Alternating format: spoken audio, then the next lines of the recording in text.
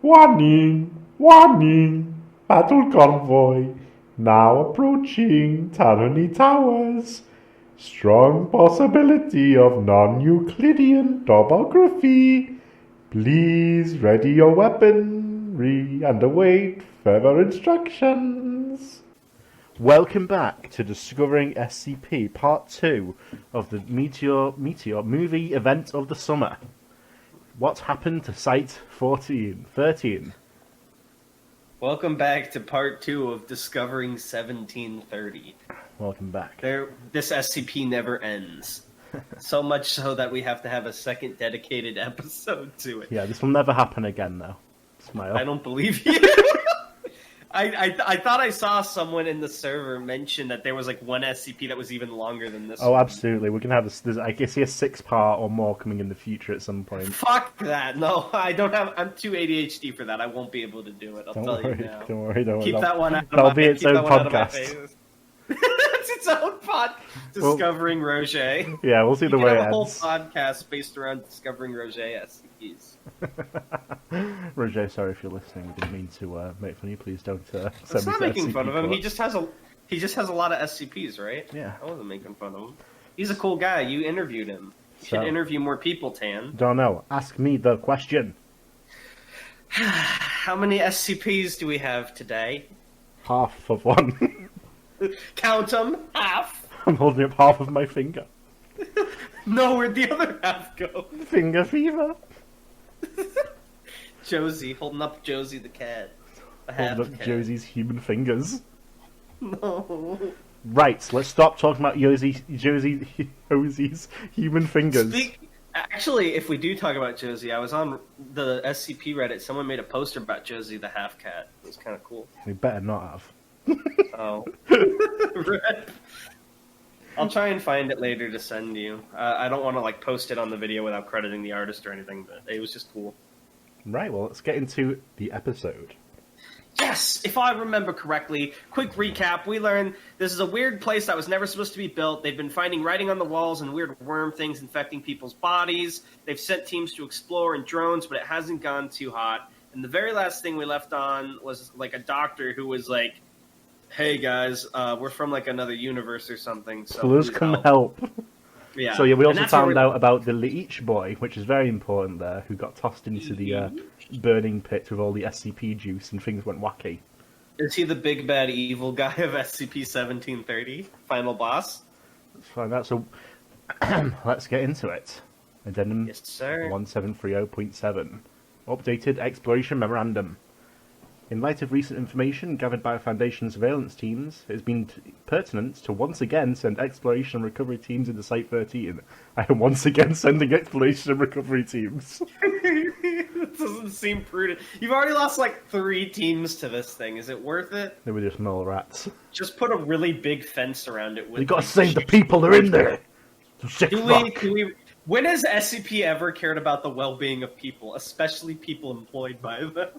By order at Overwatch Command, SCP-1730's containment procedures have been updated. Mobile Task Force Tau-5, Samsara, is currently under consideration for deployment. Details to follow. So, isn't Samsara like the cycle of rebirth in what Hinduism? I think. I don't want to butcher my religions. Yeah, let's not do any research into that. Yeah. So is that related to the task force, like the names usually are, or is it just because it's a cool name? Okay. It is. Samsara is the big deal task force. They're like clones, so they retain memories between fucking clone bodies, and they can have like a bunch of cyborg attachments. That just sounds like a Nier with extra steps. They are the sci-fi book. They like when everything goes wrong, you got nothing to do. Send in Samsara. We got. So they're in other SCPs as well. They're like the final task force. They are the final measure. Yeah, like the O5s in their counts. Like shit, we failed again. It's time, and they open the glass case and press the red button. Cassie's been in her room for 10 days now. Send that group. What are we, some kind of suicide squad? What are we, some kind of mobile task force Tau-5 Samsara? But first, let's get into Addendum 8. Yes. Exploration and recovery log transcript. So first we're going to send the game wardens in, it looks like, so... RIP. Why? You already said you could send Samsara. You're sending them to their deaths. AP-3 Ross offended one of the O5 Council. No. He's like, hey, is Cassie really that important? Get out. Then he points to 70 and get in. Alright, so let's see. We have 5 characters for this. Do you want to play 3 of them or 2 I'll be of them? Ross, Noah, and Vigo because those are funny names. Alright. In that case, I will be Houston, Ohalo, and Site Command. Okay. Radio's live. Everybody good? Hang on. 60 seconds to insertion. Copy. Virgo, you good? Yeah, I got it. We set? We're good. Alright, stay cool. Keep your lights on. If you see anything suspect, hit your visors. Let's get to denim. Each member of the AP-3 team was equipped with a scramble visor suit. Not units. Not scramble. No! It doesn't work! Which was capable of processing and filtering out known anomalous memetic devices in near real time. These devices... Hey, wait a minute. Didn't I predict this? Wasn't I last You did episode? mention Like, that. why are I they was using very scramble? surprising. Yeah. These devices have been previously tested on other anomalous memes and active visual hazards. That's a very diplomatic way of phrasing that. Didn't say what happened, but would passively filter out all known hazards and can be activated to filter out all written language, drawings, symbols, diagrams, etc. if they're believed to be a potential hazard. It might work with this one, because the problem with Shy Guy is, like, just the act of your eye looking, even if you don't process it in your brain, was enough. But maybe you have to process it because it's a memetic hazard. Yeah, it's the like writing. the intellectual information. Mm-hmm. Give everyone else the heads up. Remember, the internal topography of this place, Tanhony Towers, is no, it doesn't say that. Is unstable. It does say that. We're Site-13. That was So there's that a was pretty the good plot. chance we'll get separated. If we do, stay put until the place stabilizes and somebody will come pick you up. No, they won't. Use your broadcasters if nobody's responding and shoot anything that moves. Unless it's one of us. Probably. Then definitely shoot. They'll come pick. They'll Laughing come is- pick us up. Team Don't lie laughs. to me. 30 seconds to insertion. Why aren't you laughing? I don't know. Team laughs. 30. Joke, Yeah, I let's guess. give it a couple of- I'm 30 sorry. seconds to insertion. Houston, you take lead. Our information suggests this entrance leads down a pretty long staircase. But there shouldn't be any other doors until we encounter until we hit the bottom, so we should be more or less safe till we get there. Got it? Got it. Any other questions? Oh, Hollow, you're quiet back there. Sounds like a DM. Hey, you're being quiet tonight, Ohalo. I'm good, boss. Alright, that's I what I had, like, want to the hear. easiest job ever. All I've had to do is be like, hang on and got it. I had to do like no real voice. Hey man, it's all good. Alright, that's what I want to Oh. hear. Oh, sorry. 10 seconds to insertion. Why are you like a robot? That's how you did it last time, remember? Oh, yeah. I was just trying to keep consistency. GLaDOS on the radio. Here we go. Game wardens, you are cleared to begin the hunting game. Let's roll. Team enters SCP-1713. As expected, initial interior space along descending staircase. Houston takes lead. Team, we're monitoring you from here, but let us know if you hear, see, or experience anything unexpected. Copy. Team descends for 3 minutes. Interior of the SCP is unlit, with the only luminescence coming from the shoulder-mounted lights of MTF AP-3. There we're looking. Pretty good. I see a door up here on the landing. I see it. Alright, that's unfortunate. Oh, hello, Noah. Keep an eye on our backs when we pass it. Hang on. Team stops at the landing. Houston tries the door, but it is locked. I forgot what fucking voice he had. There's air blowing up under the door here. See where the dust is kicked up? There's air blown under the door here. See where the dust is kicked up? Oh. Hello? Hi. Hello? Oh, Hi. I think you cut out for a second. Aren't I Ohalo? Am I Oh missing yeah, it? you are. You cut out so I didn't hear your protests. There's air blowing under the door here. See where the dust is kicked up? Yeah. Vigo, let's see that thermal camera. Alright, hang on. Boy, it is. Here it is. 10-second silence. So they put the thermal camera in there? Yeah, no, not even going to begin to fuck with that. Let's keep going. Team lead, you copy? Is everything alright? Yeah, we're good. Still descending. Affirmative. Just got some static. Wanted to make sure you were good. Oh. Team continues to descend for 3 more minutes. Light, look. Wow, Ohalo is a very vital character to this team. Yeah, command, there's a light up ahead. Might be our exit. Eyes open. Team descends for 2 minutes. I forgot which fucking voice. No, it was. You're everyone Shit. except Houston. Yeah, I mean, I forgot what voice I was doing for a moment. Shit! Whoa, what the fuck is that? God damn it. Alright, command, be advised that the bomb in the stairwell is just missing. I don't know where the light we saw is coming from, but we go down about 3 more steps and we're in some sort of void. I don't see a bomb to it. Copy that. Hang tight, team. We're taking a look at this. Yeah, what if we drop something in it? See how far down it goes. Well, I mean, I can see how far down it goes, and it all looks like forever. AP-30 Hollow shrugs. Game wardens, go ahead and proceed back up.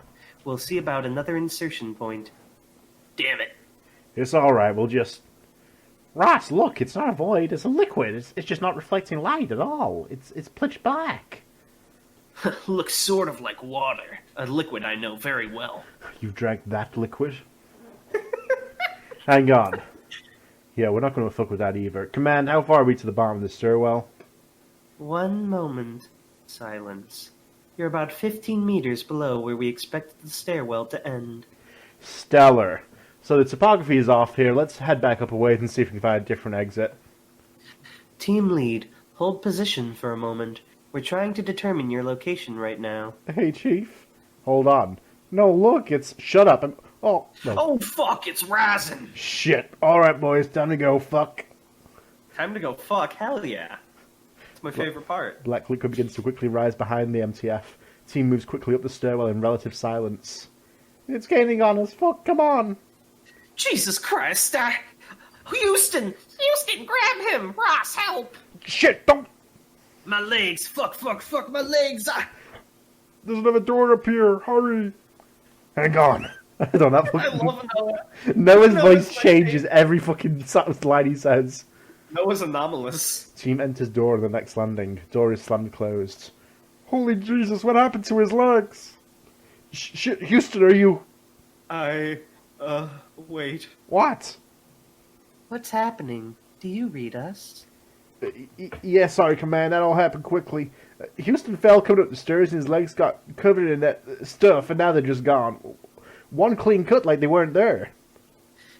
I can actually still feel them, guys. Like, I can see they're not there, but it doesn't hurt, and I think I can stand up. Oh my god, it's Josie the half-cat. We did it, we figured out what created her. It was the goop. Interesting. Oh, sorry. What the fuck? Houston proceeds to stand up. He is missing his legs from his knees down, but appears to be floating as if they were still there. Vigo waves his hand underneath Houston's legs, which passes through the space unimpeded. Oh.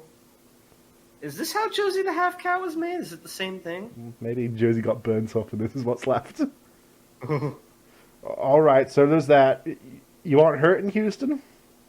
Nothing feels different. Okay, that's fucking crazy. Commander, do we know anything about this? Negative.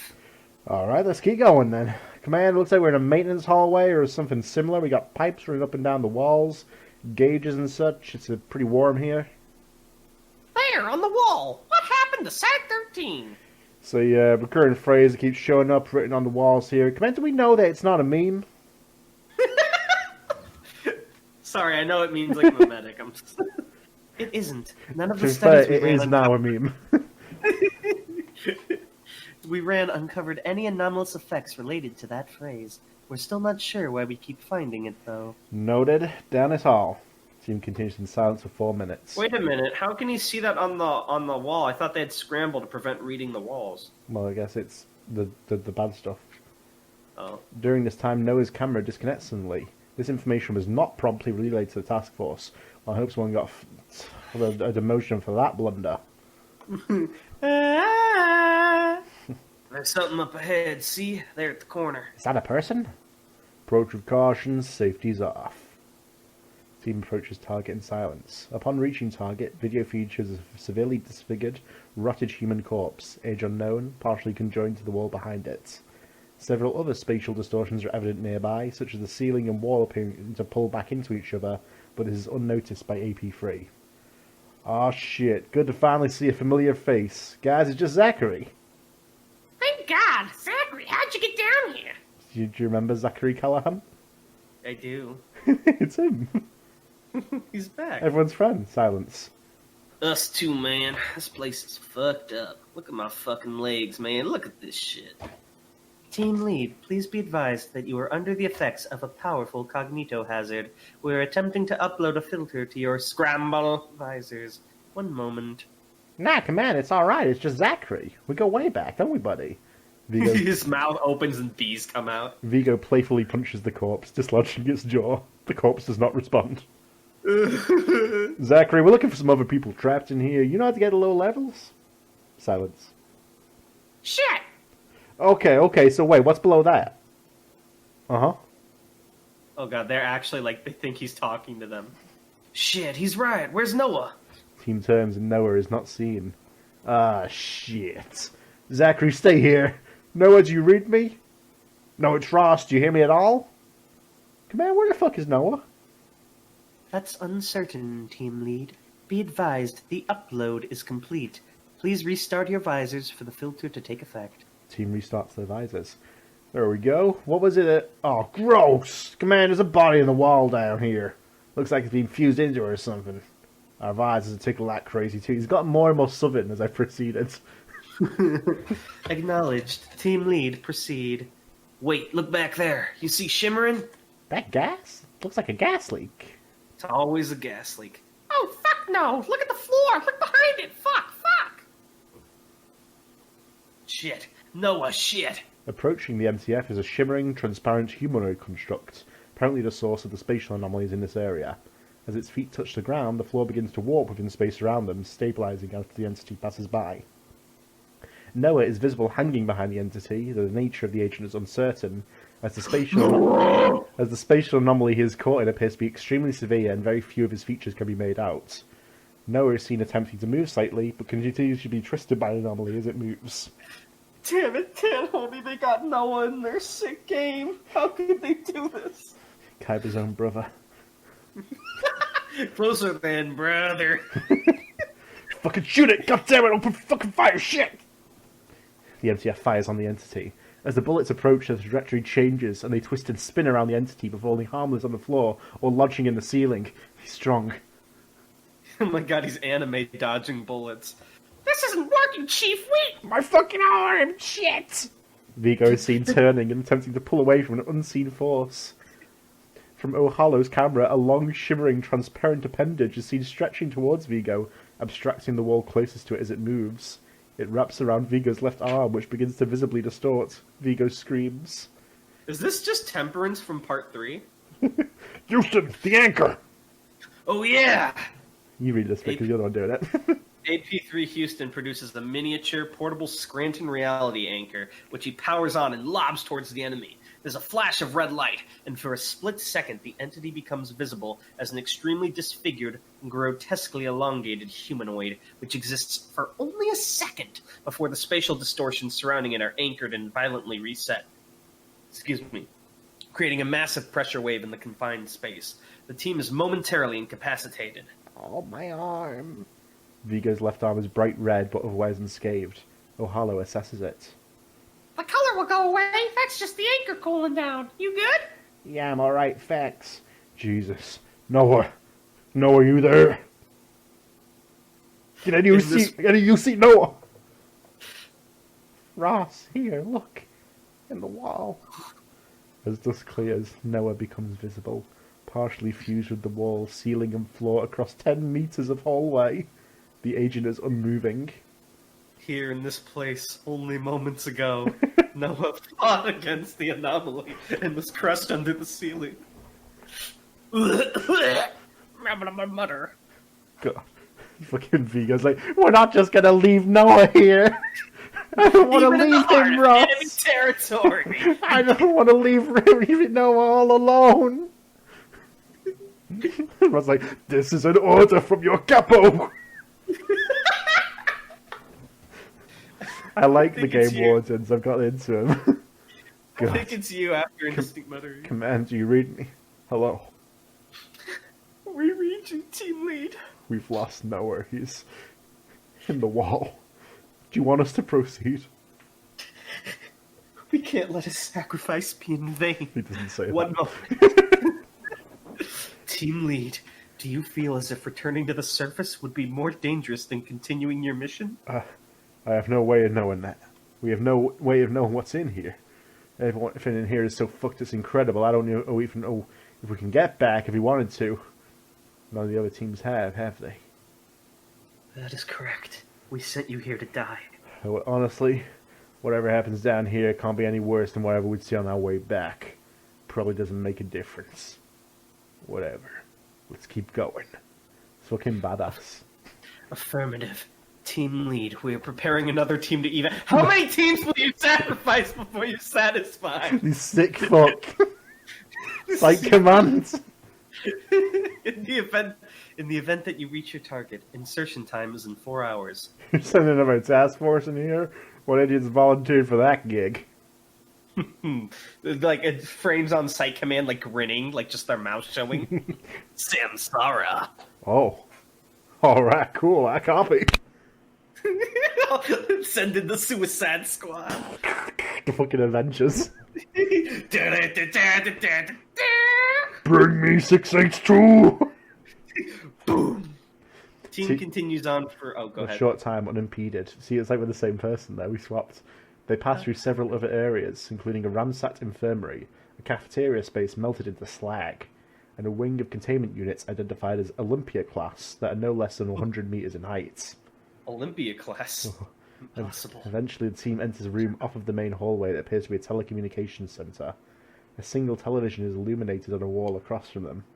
The only thing that would make this more perfect is if they finally got to like the center and there was a dark Keter glass. This is weird. Stay cool, guys. Stay frosty. Search this room, see if there's anything we can collect to the room's top side. These terminals have power, I'll collect a backup. There was a sound on the other end of the room, like static. O'Hallow and Houston moved towards the illuminated television. Is something broadcasting through this? The screen flickers and an image appears. The interior of a standard containment cell is shown, though it is devoid of any comforts or belongings. A single red light behind the camera is on, poorly illuminating the space. A long figure is huddled in the corner. Hang on, is that... Holy shit, it is! What is it? Yes! Are you kidding me? Okay, all the tension just immediately left my fucking bones. It's Bobble, the fucking clown. Yes! At the mention of the name, the figure in the corner looks towards the camera. What? What do you want? Who is it? Do you want to know how we got these scars? Jesus, my name is Cora Ross. I'm an agent with the... Actually, hang on, who are you? The figure shifts sideways and more of its body becomes visible through the darkness. The red light illuminates its eyes, though little else of the figure can be made out. You're different. Did he, like, ask you how to write? This was a surprise to me as well. It's so tan. You're different. You smell different. You know I can smell you even from here. You don't know that, though. They did, but you're not like them. They went to great lengths to figure that out. They knew, they know, they will know. Talks like a fucking Dark Souls NPC. Have you heard of the Warriors of Sunlight? A most intrepid group they are, but they're mistaken. There's no god here except for me. Be careful on your journey. I'd hate to see you burning in a bonfire.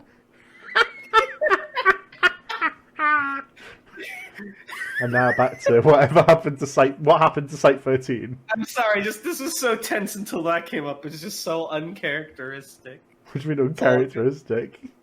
It's just, like, isn't Bob the Clown like trapped in a TV program and he's just here as a guy? Well, he's on the TV. Yeah, of course. This was the TV, Site-13, the whole time. Well, no, he's on a TV. Were you not reading? Oh, I'm stupid. Yeah, he is on a TV. Duh. Sorry, I got confused. You're Bobble the Clown, yeah?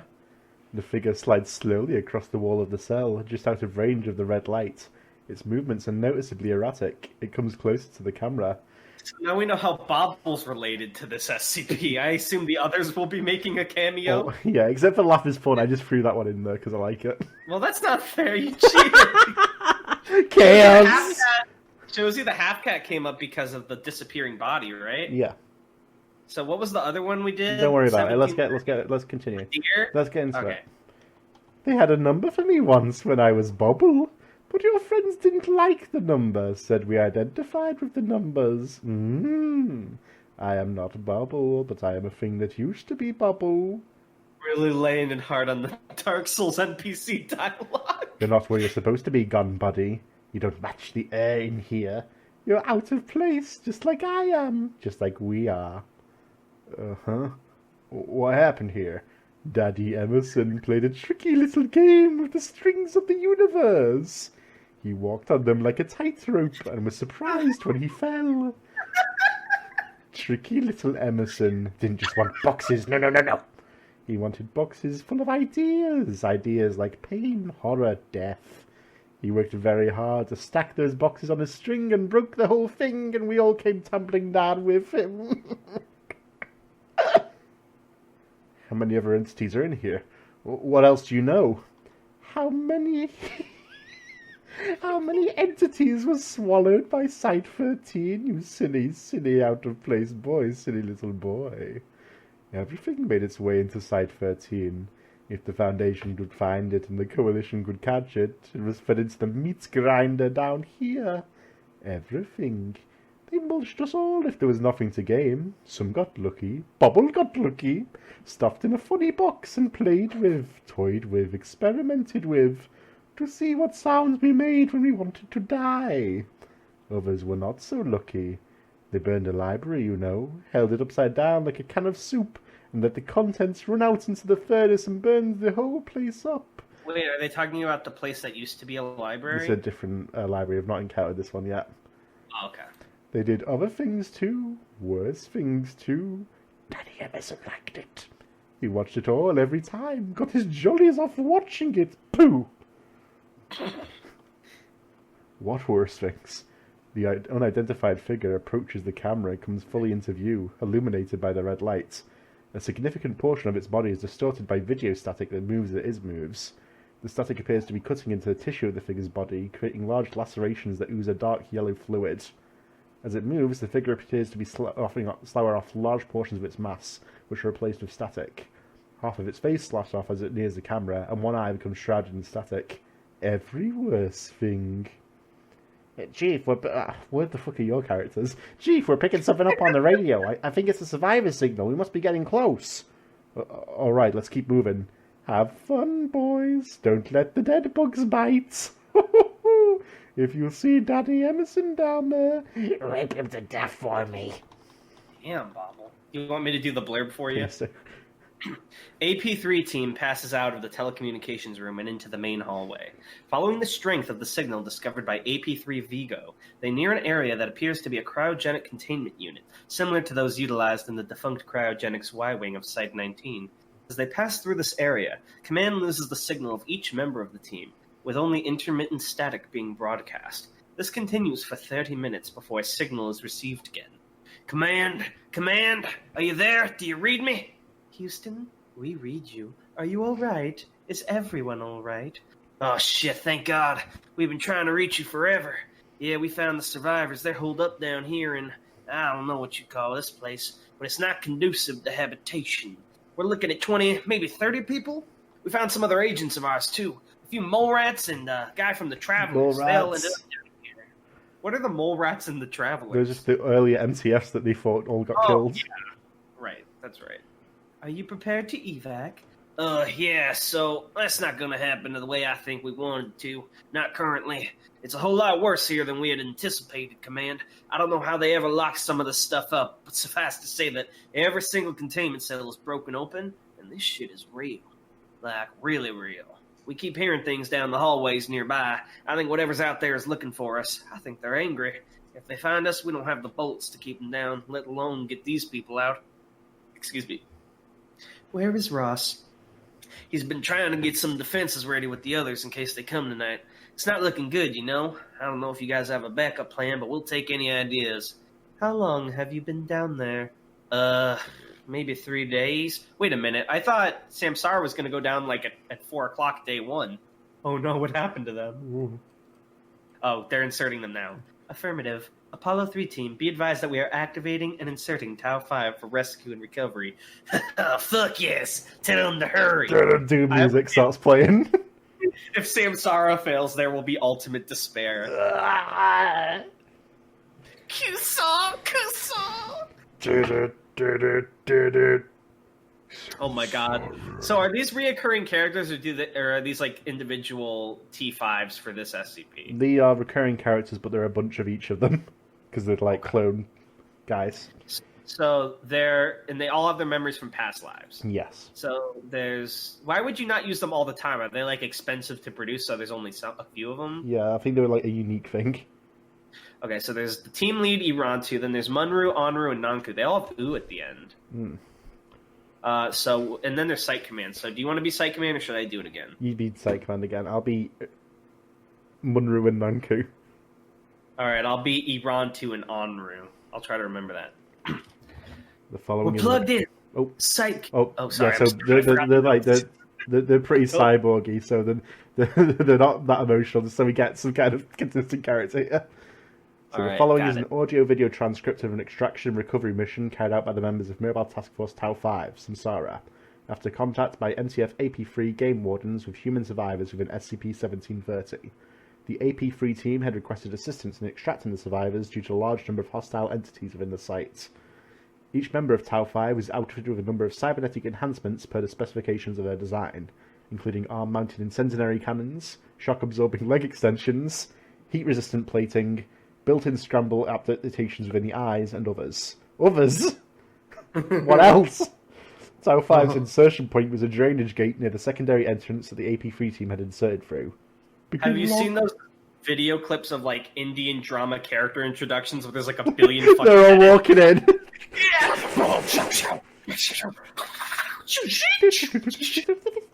Alright, so I know you said no emotion. I know monotone's going to be boring. A little bit of emotion, but not like, whoa!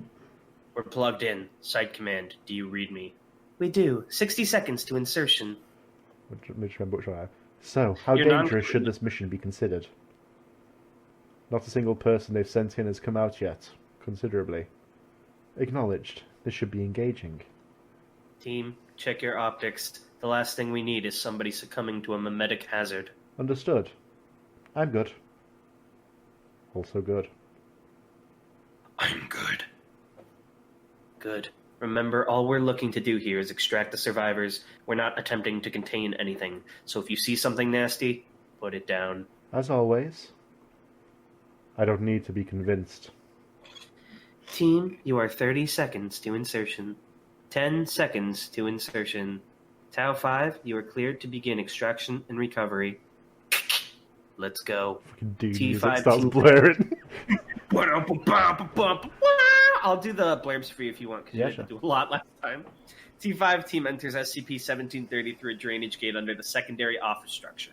Each team member activates their shoulder-mounted lamp, illuminating the tunnel.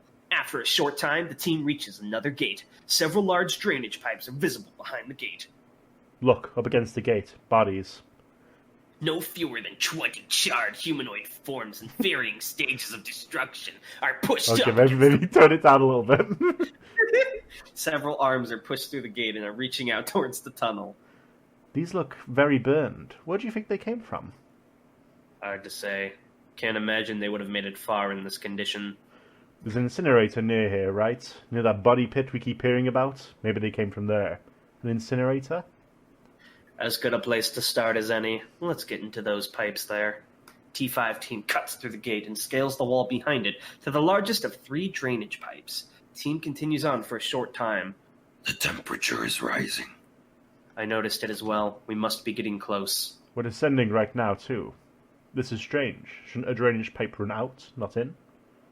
Maybe. Maybe it's affected by the topographical abnormalities. Likely. Irantu, the wall here is weak. Here. I can hear echoing on the other side of it.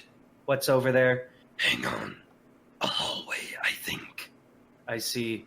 All right. We'll split up here. Munru, you and Nanku see where this tunnel lets out. Onru and I will go through this wall and see what's on the other side. We split this up the worst way possible, so we always have to talk to ourselves. And if we get killed? Don't get killed. Understood. T5 team splits up, with T5 Nanku and Munru following the drainage pipes towards the source of the heat, and T5 Irantu and Onru going through the thin wall to the hallway point beyond. Irantu and Onru managed to break down the concrete wall between the drainage pipe and the hallway beyond. Within the hallway are several bare offices, barely lit by dim overhead lights. The entire area appears to have been abandoned for some time. Irantu and Onru look for an elevator or stair access, but find nothing. After a short time, Onru finds a door that opens into a control room. A large glass observation window is obscured by some dark material. Many of the controls in this room have been destroyed. This is the control room for the incinerator. See? It says incinerator number 1 over there, and below it says body pit access below. I've never heard of a furnace that needed its own control room. What's blocking the window there? Blast shields? No. He approaches the window. These are bodies and garbage, refuse, congealed and coagulated. Look, you can see the faces. I see it. Our intel says that one of the engineers had blocked up the drainage pipes out of here. Nanku and Munru are probably going to run into that. I wonder if there's another way down from here. I thought we'd be able to go down through the incinerator. Hang on. Onru proceeds to look over the controls on a relatively undamaged controller near the observation window. As she does. Oh, it's a... I didn't realize. That's her voice. Nanku and Munru appear at the door. It's blocked. Something has turned the end of that pipe into slag. We tried to punch through it, but it's pretty thick. I broke my hand on it, look. Holds up her hand, which is undamaged. It was broken, I mean. Quiet. Onru is looking for something. Got it. Onru throws a large switch and turns several nearby knobs. Now I'm just imagining Onru's fucking 2B with like a vocal problem. There's an immense groaning sound, and the mass in front of the window begins to spin slowly. Interesting. There was a jolt, as if something has broken free, and the mass begins to spin rapidly and slowly descend. There is the distinct sound of a turbine spooling up. The team's internal temperature gauges begin to register as a steady increase in heat.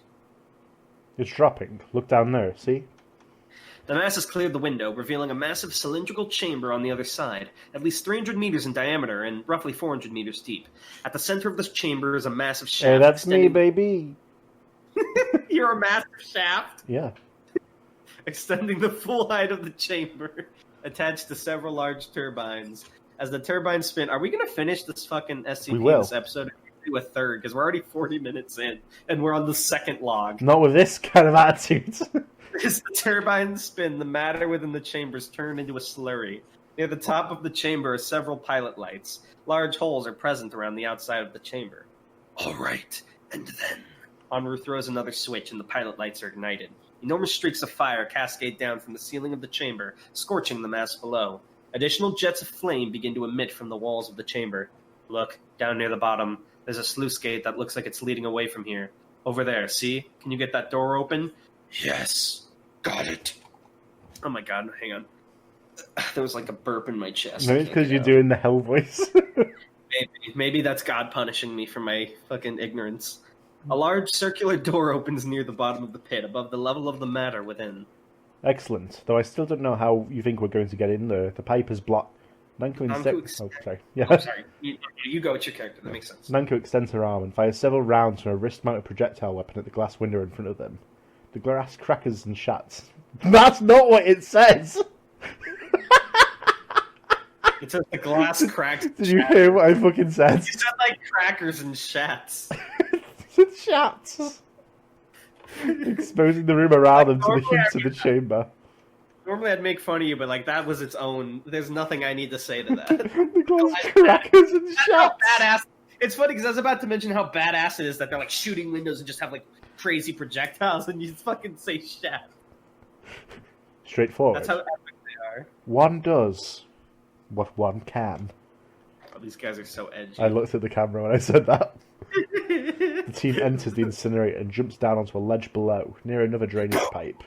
They do like a fucking Superman. It's like fucking Chapter 2 appears in front of them. The incinerator. Next level. Act 2, Incinerator. They make their way through the vast chamber, avoiding the spinning blades and ever-descending biological slurry around them. Something unpleasant took place here. Oh?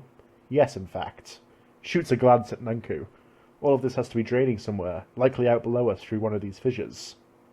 We don't have time to find out. We'll follow this pipe down and see where it goes. Team enters... Team sorry. Yeah, sorry, I'm getting ahead of myself. No, you're good. You got this from now on? Because my voice Sure. could use the break. Team enters the open door and descends down the drainage pipe a short distance before it empties into a large cistern. The team enters the cistern, which is lit from above by a large, glowing plant-like structure. Forgive me, but what's a cistern again? I thought that was like the place where you pee. It's like a basin. Okay. Interesting. What do you think that is? I don't know. At the sound of their voices, the glowing structure begins to shake slowly, and thousands of glowing, spinning pods are released from its body. As they fall, they lightly illuminate the entire chamber. It's the boss! Oh! They go through the fucking fog door. Look, the shadows. The glowing pods create vaguely humanoid shadows on the walls of the cistern, which act in an anomalous manner. These shadows appear to reach their hands up or forward, as if towards the team. As the pods reach the slurry below, they extinguish and the shadows disappear. God, it's the Abyssal Watchers. The Forlorn Knights. Alright, which way do we go? This is a drainage pipe, leading away from the incinerator. The incinerator is underneath the power station, which is to the east of the compound. So as far as we can tell, we need to go northwest from there, so... Hang on. Look over there. At what? At the wall. Something is seeping through it. Was that there before? No. You're on to approaches the wall. It's black and shiny and definitely seeping. Something is pushing through. What does that mean? What is it? Drainage? Unlikely. It's probably runoff from the reactor, or... Anru approaches the wall. No, it's blood. It's leeches. What? Look. Anru points at a spot on the wall, illuminated by their shoulder-mounted lamps. At that spot, a thick flow of black fluid is seeping between a crack in the wall, and something small is wriggling within the crack. The team zooms in on the spot, revealing a small, writhing leech pushing its way through the spot. It breaks through and falls to the ground.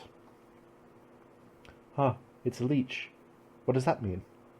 Nothing good. The small leech moves towards the biological slurry at their feet and begins to ingest it. Slurry is just a word for like multiple like stuff all kind of in a liquidy chunky thing, right? So all the anomaly guys got burnt up and this is what's remained.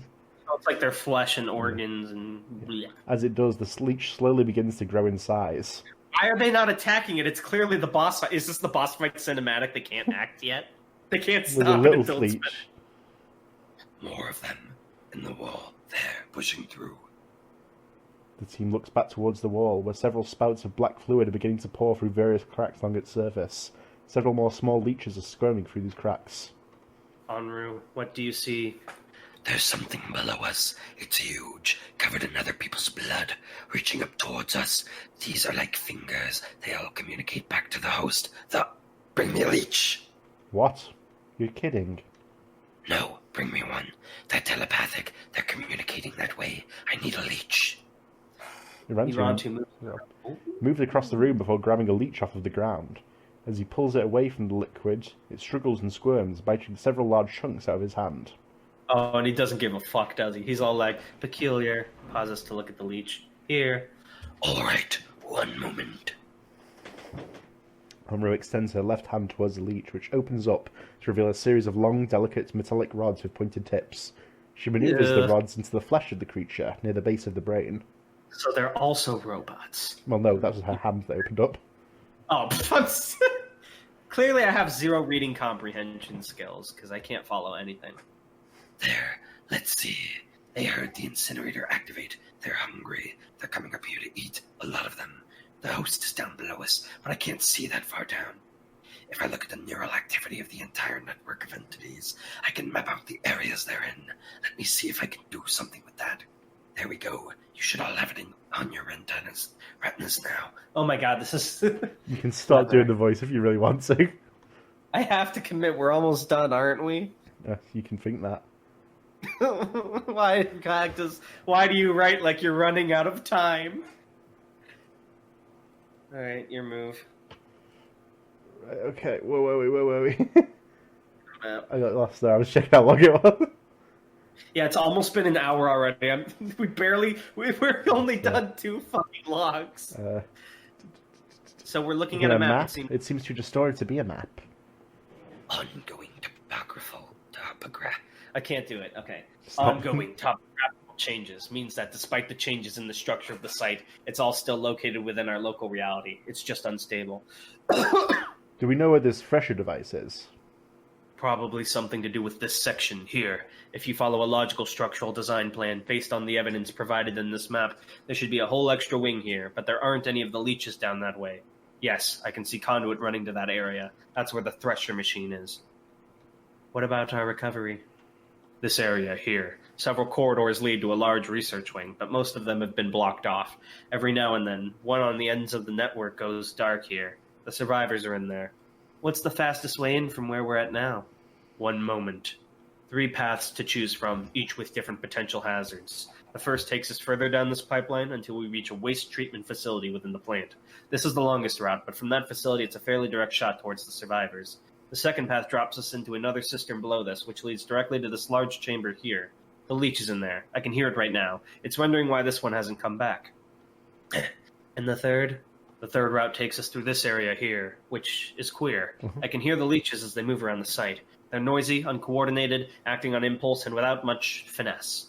But in this area, they're all very quiet. They go in and out for something, but they do it very, very quietly.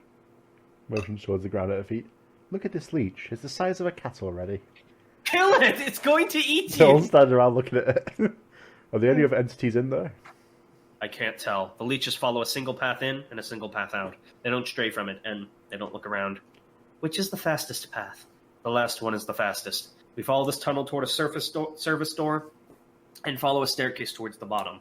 Once we're there, there's another hallway off to the left that takes us past that area, or through it, maybe, and on the other side is the back entrance to our research wing. All right, that's the one we'll take then. A shame. Here I thought we'd be shooting leeches. A shame!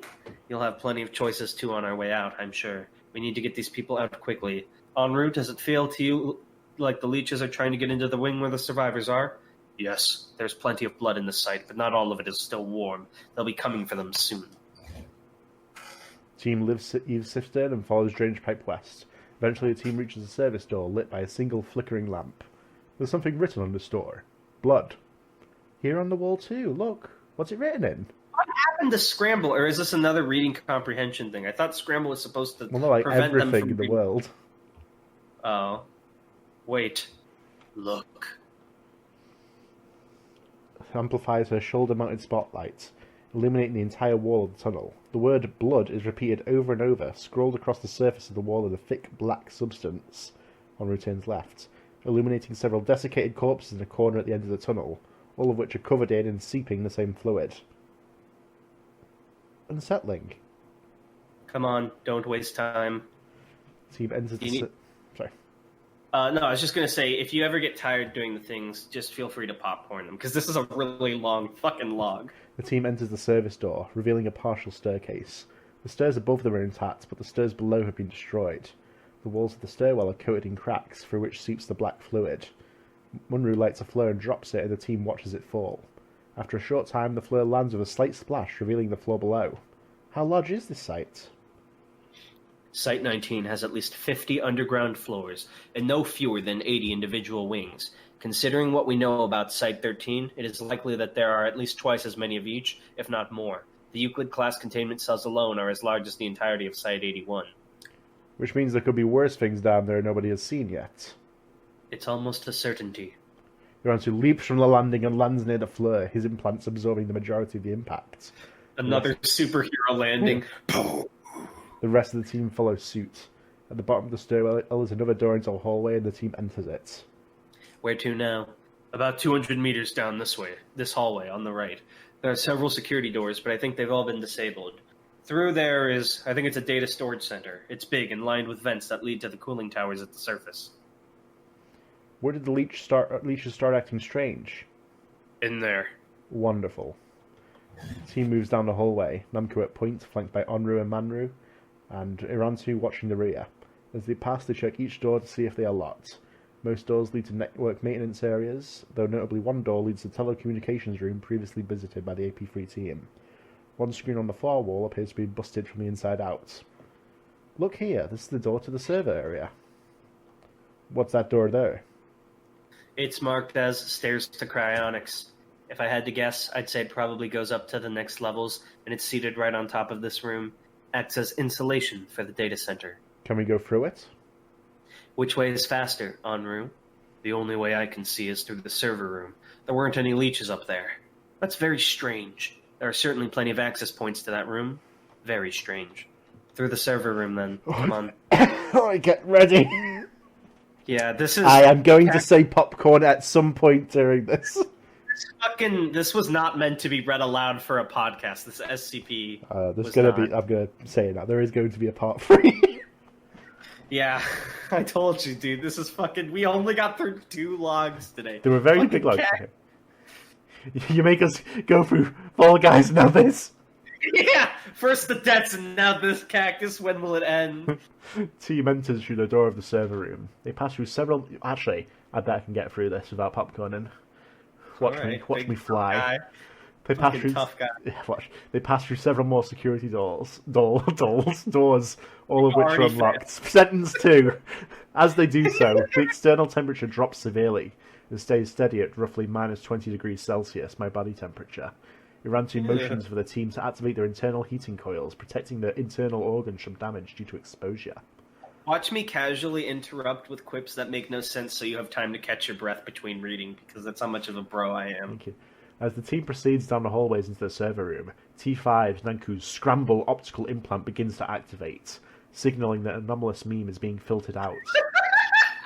I know what meme is supposed to be, but every time I read it, I just fucking imagine dank memes from Site-13. However, Nanku had previously disabled the visual cue for the warning on her optical overlay, instead relying on the audio cue that had accompanied the implant. The audio warning does not trigger at all. This fucking scramble is shit. I know. There's always something. It is not until the team enters the primary server room that Onru realizes that no sound is audible at all, regardless of the source. So, because these are cyborgs, we are getting their thoughts as well here. So, wait a minute, that's right. They're cyborgs, so can't they implant... They don't have eyes to look at things, so shouldn't they be unaffected because their brains are robot-y? Well, yeah, but they're not full robot. Cyborg means like you're part human. You simply have to make them full robots. You have to go beyond. Thinking at first that it might be an auditory implant, Onru removes the implant and restarts it. But after establishing that it is functioning properly, she attempts to communicate this with Irantu. Irantu motions for the team to hold and attempt to discern the source of the anomalous influence. As they do, each other team member receives the warning that their scramble filters are being triggered. Onru motions towards the door they entered through, but Irantu motions towards the back of the server area towards the research wing. Fucking Site-13 becomes Samsara. Someone press the fucking mute button. It is during the silent discussion that Nanku first notices movement across the large room. Motioning for her teammates to stay still, each team member begins to hear a quiet whining sound, which slowly grows in intensity. As they huddle up, Munru notices writing on one of the server racks, written in black fluid that says, "Silence," and then, "Don't look." He motions towards the racks, and the team acknowledges it. Irantu motions for the team to move towards the far wall, and they slowly proceed to the spur. As I scroll down, and there's more. It never ends. And they slowly proceed between the server racks towards the back exit. Suddenly, Onru catches a momentary glimpse of a large entity across the room and stops her teammates from advancing. She looks around the corner and sees the entity again as it comes back into view. I don't want to complain too much because this is a pretty well written so far. I'm liking it a lot. Cactus put in a lot of effort, but at some point, maybe we could cut down a little bit of this. Maybe just a little bit. The entity is a massive, multi-limbed figure. The primary structure of the entity is a floating, cross-legged humanoid construct with 6 legs, 18 arms, and 36 forearms attached to 72 hands. Okay, so this is clearly Zenyatta. Fucking the boss fight. Each limb moves independently, gesturing and posing in constant, sudden, jerking movements. There's a fucking cinematic when they end in this room, and a name appears like God's mistake boss fight. The entity does not have a head, but instead has a large, flat, circular structure attached to its upper chest that is covered in a large number of symbols and glyphs, which glow with bright white light against the entity's dark grey-brown skin. On each of the entity's arms are a gold band attached to a chain which drags the ground when not being pulled around in one of the entity's gestures. Is this gestures. fucking Exodia? Is that what this is? He's got more It sounds hands. like Exodia.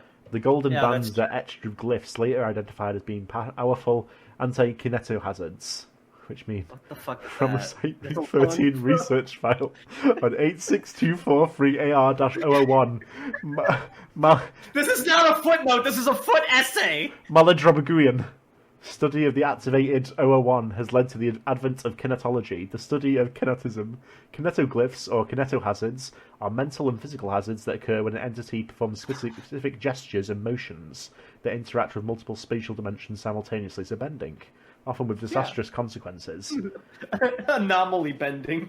An anti-kinetohazard, designed to negate the effect of the active kinetohazard, is typically the inverse of the kinetoglyph being performed, though this can take the form of certain symbols and glyphs instead of just the inverse of the actual gesture, as doing so with entities such as 001 would be impossible. See Addendum 9 for more details.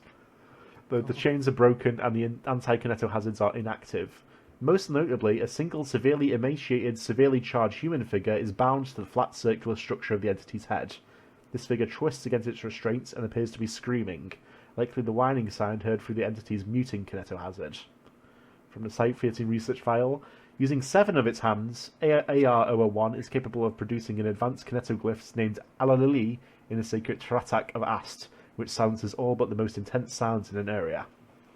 This literally sounds like a D&D boss. As the entity performs its gestures, the glyphs on its head illuminate rapidly, often causing burns where the human skin comes in contact with them, creating further distress and increasing the volume of the whining. I see the end. Onru also notices that some aspect of the entity is creating a severe malfunction in optical implants, singeing the circuits responsible for handling the scramble calculations. She looks away, ejecting the implants before they damage her retinas, and motions the rest of the Tau-5 team to not look at the entity directly. The team acknowledges, and they continue to move forward. Suddenly, the whining becomes dramatically louder and begins to draw closer to the team. Munru drops a proximity mine from his pack, and then another a short distance away. As they flew away from the entity, streaks of blue electricity begin to arc between the server racks, and the ground between them begins to shift as if it was made out of sand. Earthbending. As Nanku threatens to fall into the ground, there is a muffled wave of pressure behind them as the first proximity mine detonates and the ground solidifies. Remember at the beginning when we opened up the episode, I was like, hey, are we going to need another SCP to pad the time? We're almost done with this baby. You little shit. Yeah. The team turns a corner, and the back entrance to the room comes into view. From above them, they can see a hole in the ceiling exposed to the cryonics laboratory, and briefly a complicated containment cell is visible, though it is thoroughly destroyed. The team moves swiftly towards the door, as white-hot glyphs begin to appear on the ground beneath them and in the air around them. The team manages to duck and weave through the symbols, but Nanku catches her left armor glyph in the air and it bursts into flame. Irantu, having seen this from his position behind Nanku, fires his weapon at her shoulder, removing the arm. It falls to the ground and explodes into a cinder. Munru reaches the door first and throws it open, and Onru follows immediately afterwards. Nanku stumbles through, collapsing on the other side, and Irantu comes up last. Just before closing the door, Irantu turns to look at the entity closing in behind them, which at this point was a barely visible blur of gestures, fiery glyphs, and an inhuman whine. They did it, they won. As the door swings closed, Irantu zooms in on the humanoid figure strapped to the entity's head, enough to see the word Emerson seared into the flesh of the figure, as if from a melted patch of fabric. I guess that's Daddy Emerson. Yeah, he got fucked. Irantu slams the door closed and immediately ejects his optical implants. The team rushes down the corridor away from the security door, and slowly the sound of footsteps can be heard around them. They reach a large open space in between several hallways and stop to catch their breath. Yes! He did it! Tanhony won against fate! He beat Dio! He did it! I stopped to catch my breath. Master Tanhony! Allow me to take over from here. You've done more than enough. I gotta finish this. I don't believe I know how to respond to whatever that was. What was that? I have no idea. I've never seen anything like it. There was a human strapped to its head. Did you see that? I did. I think it was shouting. Pauses and looks at the stump of her arm. I'll likely miss that arm later. You'll be alright, kid. Just be careful. Like I needed it anyways. I've got another. Besides, Nanku swings her shoulder-mounted flamethrower to her left shoulder and detaches it so that it hangs below where her missing arm should be. What was I really going to use that arm for anyway? The flamethrower arm? Yeah. Modded, upgraded. Noted. Everybody alright? No worse for wear. I'm fine. I'm alright too. We're here. Look. He's getting his old voice back. You can hear it. It's beginning to gravel. The team turns to see the hallway to their immediate east, which had been barricaded and filled with a substantial amount of explosives and incendiary equipment. Every time I see fucking Onru's bolded name, my throat instinctively hurts ahead of time. Good. He approaches the barricade. Hello? This is Tau-5 Irantu. Is anyone there? We're here to get you out. Hello? Silence. Maybe we're too late. We're not too late. Hello? Is anyone there? Can you... There's a shuffling sound, and a large wooden crate has moved slightly. Excuse me. A dark face can be seen in the space between the crate and the wall. I thought they didn't have emotion, Tim! They laughed! They proved they do! Captain. No, they're but tools for the Foundation. Oh god, this motherfucking new character! New connection to local transmission network. Zeta 9, Mole Rats, Captain Hollis, he's alive. Oh boy. Oh, sorry, you got this? Yeah. Oh boy, the goddamn Power Rangers. They told me about you. You look like you've been hit by a train. Something like that. Well, come on there. We don't have much time left. Team moves towards the opening in the crates. No, I can do it. You don't need to carry me. As Munru and Nanku pass through, Onru pauses. Irantu notices this and turns to look. Irantu, look, leeches. Black cracks have begun to form on the walls of the atrium behind them, and wriggling black leeches start to fall out of them, accompanied by a thick black fluid. And log. So, does this imply that Hollis was already infected and they got tricked, or does this imply that it's a cliffhanger? It's a cliffhanger. They're coming. The leeches are coming. Oh my god! I'm scrolling up just to try and close it. I have to scroll up so fucking much. So, we've got through the second log. It is just hit an hour. Yeah, this one's gonna be super long too. I'm already looking at it. Yeah, so that will have to wait for next episode. But we've got still like 7 more. We said we're gonna do it. We have to do it. Is this just the rest of the fucking podcast for all of time? Yes. The Cactus is just gonna keep adding to it while we're reading it. So we got a new corner here to pad out the episode enough that we don't feel guilty. We have no reason to feel guilty. You almost died out there reading that fucking exposition log. So we're gonna do. Hero. I've never been more proud to be your co-host. It's comments corner. We're gonna read some comments on our last video. So really, I definitely don't already obsessively read those. Yeah, we're gonna share them with you, the viewers, and give you a reason to comment to help us out in the algorithm. Are you gonna edit them into the video? Hell no. Actually, that might be a cool corner. Ask us questions in the comments and we'll answer them in this corner. That sounds like fun. Let's get into it. I'm going to read all the comments here. All right. Abby Yo says, grab your dirty dishes / road tripping butt pillow / gardening tools because, folks, it's time for an audiobook. It's time for an all-out attack! So what do you think about that? Do you, I think that's 100% accurate. I hate that. Like, I love this SCP because it's good, but I also hate it because it's draining. It's like every week I'm looking forward to new SCPs. It's like, oh, it's still going to be 1730, huh? That's where we're at. But I mean, I shouldn't complain too much. I know Cactus probably put a lot of time and effort into this, and it's pretty well written. But just like, damn, you know? Like, there's a point where it's like, damn. Okay. Hunter Spadafora says, oh gosh, they're actually trying to read SCP-1730 after I said it would be too long in a previous video. I scoffed at that original comment. I was like, yeah, right. Are we like the first channel to attempt it in its entirety without summarizing? Probably. And there's probably a reason for that. Are we going to be heroes? Are people going to be like, Tanhony and Darnell, they really did it? Or when they fall off a cliff, everyone, the YouTube community will grab me by the wrist. It's like, you can't give up yet. One more time, Tanhony. Tanhony, forget about Darnell, who's fallen. You have to finish it. Just do your best. Chaos Corvid, who has an excellent username, says, don't read the text on the walls. The text on the walls. I thought the same things. One Piece Buff 3 says, this will be interesting. Have you read One Piece? I read the first 100 chapters and then I got bored of it. I got into a similar...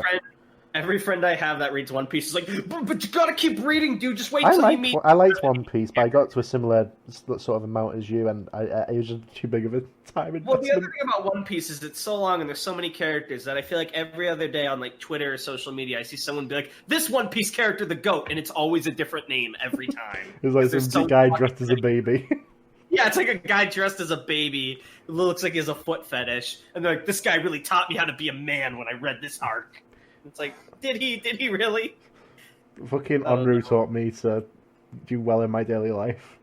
Onru taught me to never look at the first few lines and assume that character won't be important like Ohalu wasn't. Okay, and MK.23 says, I like it. Thanks, man. Yeah, that's probably the best comment I've ever read. An account says, yes, yes, yes. Yeah. No. I just imagine him like the fucking Jotaro thing when he was fighting Darby. Yes. Are you gonna do the flamethrower thing? Yes. Oh my god. And finally, Log says, oh, this is gonna be a journey. Yes, it fucking is. I look behind me and I see the pile of corpses of episodes that could have been other things. It's like the fucking Avatar. You look behind you, see all the past podcasters who attempted to do it. No. I'm looking back and I see the swamp benders fallen. Please. Mr. Swampy, who did this to you? He points at a giant leech. Pants are an illusion and so is time. And so is death. And Yeah, with if you that... can't tell, Tanhony finally started watching Avatar, even though I told him to watch it with me, so he's been filling me in on where he's If I was at. in the Avatar world, I would simply invent my own bending. You joke, but like I think a bunch of characters do that. I would simply do it in Season 1, though. Oh, true. My sound bending. I would simply invent Sparky Boom Man bending. Yeah, how do you fucking get that shit? It's mentioned. It's talked about in Korra. All I'll tell you is they never mention it in the show, but it's called combustion bending, Badass. and it's like a special, unique bending. You need to have like a fucking stupid tattoo on your forehead to do it. It looks sick. What the fuck are you talking about? It's what's his face from Full Metal does, where he like snaps and combusts the air. It's basically just that. but with his brain. Kimberly. I love Kimberly. I don't, but he's a bad guy, but he's very stylish. It's not Kimberly. No, the guy who, what's his name? Mustang? Oh, yeah. The one who burns Lust to death? Yeah. Well, I hope everyone listening has seen Full Metal Alchemist. Yeah, oh, wait. Fuck, he just bleeped that part out. Hey, oh, you know what? Fuck that. That series was made in, 2012? Come on. I'll just put a spoiler warning in the previously. No context spoilers for Full Metal Alchemist. You have to, if you've stuck around with our podcast for this long, first of all, thank you. If you stuck around with this episode for the last hour, thanks. Yeah, but second of all, you know that I'm a huge weeb, so I'm gonna fucking talk about anime every 2 seconds, because that's, I guess, my personality. Avatar isn't an anime, it's an American cartoon. I was talking about Full Metal, idiot. Full Metal is an American cartoon. Full Metal Alchemist. Full Metal Alchemist. What happened to Site-13? What happened to Site-13? Can we go to Plug Corner for a sec? Oh, Plug Corner. We got... Yeah, sure. With the corners now. There's not even floors. Or Sorry, zones. the plug Okay, I'm going to pull the lever to open the trap door. You better be hoping you don't do a somersault. Here we go. My leg! It's like fucking Kaiji. As long as you land on your legs, you'll live. You may never walk again, but you'll live. Don't know, I landed on the wrong side of the plug's on my leg. It needs to come off. I need you to do it. You need to cut off my fucking leg. Alright, jeez, easy there. Oh, thanks, it's off. Yeah, no problem. So what do you want to plug? Couple things. First of all, as usual, check out Annual Space either on Royal Road or the audiobooks in our channel. I know it's not the typical content we do. I know it's not SCP related, but if you guys like sci-fi, it's actually a pretty good story. Tan's put a lot of work into writing it, and I enjoy it, which is saying something, because if you've watched our podcast, you know I take every opportunity to knock Tan on his work, because I think it's funny to knock him down a peg. But no, seriously, it's really good. Like a bloke from you could even budge my ego. Your ego is roughly 1/3 the size. This blimp is roughly 1/3 the size of your ego. Second thing I want to plug. It feels weird because it's our own video, but you guys should all check out our recent Fall Guys video. Yeah. We worked really I know. hard on it. It's like with April Space. Like I know it's not like what we do usually. It's not SCP related. So yeah, we got a new Fall Guys video out. So I get a victory royale in it. So you better check it out. Can you not bully me? All right. You just publicly stated how much you love to bully me. You know what? That's fair. Go ahead and bully me. You're My right. name's Darnell. Smelly. But I know it's not like the most well-edited thing, but it's probably the most time we've spent into editing a video yet, and we really enjoyed making it. And if you've ever seen Kaiji, you'll probably think it's funny. So go check that out. Anything else? Do you want to plug your Twitter or something? Follow me on Twitter at Anthony Shacklad. That's one letter off my real name, so if you follow me, you'll have access to that, because Twitter can't fit my full name. I was about to say, you said Anthony, but it's Anthony, so they would never know the H is there. It's devilishly brilliant. Right. Is it pronounced Anthony? Yeah, it is. Yeah. There you go. Then why is the H there? Name reveal. That's the closest you're gonna get to a face reveal ever. My name. What's your real name? That's it. It's Darkness. Thank you for listening. I don't know what he's talking about anymore. I think it's meant to be a joke. But let's... Hey! Thank you for listening. Oh, there's another zone? Wait. Oh, You can't... Yeah, we have to go to the ending the episode zone. Oh, look, hold on, I'll bring the rope ladder down. Gotta climb into the cave. I made it. That was quite the climb. Yeah. I just Darnell, slid down. take my hands. style. I'll pull you up the last bit. I take your hand. Long live the king. And that's the end of the episode, guys. Say goodbye to Darnell! No, please don't click off the video.